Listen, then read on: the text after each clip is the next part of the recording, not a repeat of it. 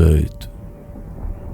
Hier, comme il était essentiel de fuir les foules turbulentes, pour contempler un peu de ciel, je flânais au jardin des plantes. J'oubliais tout. Les biens, les mots, la science trop incertaine. Et je vis tous les animaux qu'a chanté le bon La Fontaine. Comme le soleil en courroux qui s'endort sur les marécages, le tigre et le grand lion roux semblaient s'ennuyer dans leur cage. Ce temps est dur pour les lions, disait le grand porte-crinière. Il ne faut pas que nous voulions éviter l'injure dernière. On ne sait plus ce que valait ma colère et ma vaste joie. Et maintenant c'est un valet qui m'apporte un semblant de proie. Tandis qu'un éclair triomphant s'allumait dans les yeux de l'aigle, ce héros, l'antique éléphant, mangeait un petit pain de seigle. Et se dandinant avec pompe, ce dieu solidement bâti, égalé par sa belle trompe, Ganesa, fils de Parvati. Le singe a des hommes divers pour accomplir son ambassade, enseignait des gestes pervers de la part du marquis de Sade. Les chants se femelles ardemment, rythmiques, avec des yeux folâtres et des gentillesses d'amant. L'ours noir grognait. Ah, le théâtre. Le perroquet taché de feu, son père ouvrant son bec solide, criait: Député jaune et bleu, je ne veux pas qu'on m'invalide.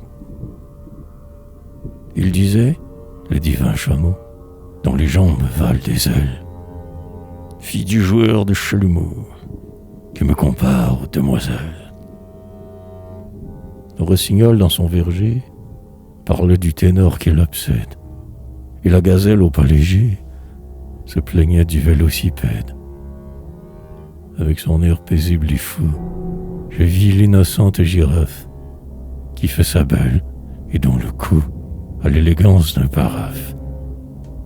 Cette bête qui dans la nuit va d'un pas naïf, qu'elle scande, me dit: de Tour Eiffel me nuit, c'est une girafe plus grande.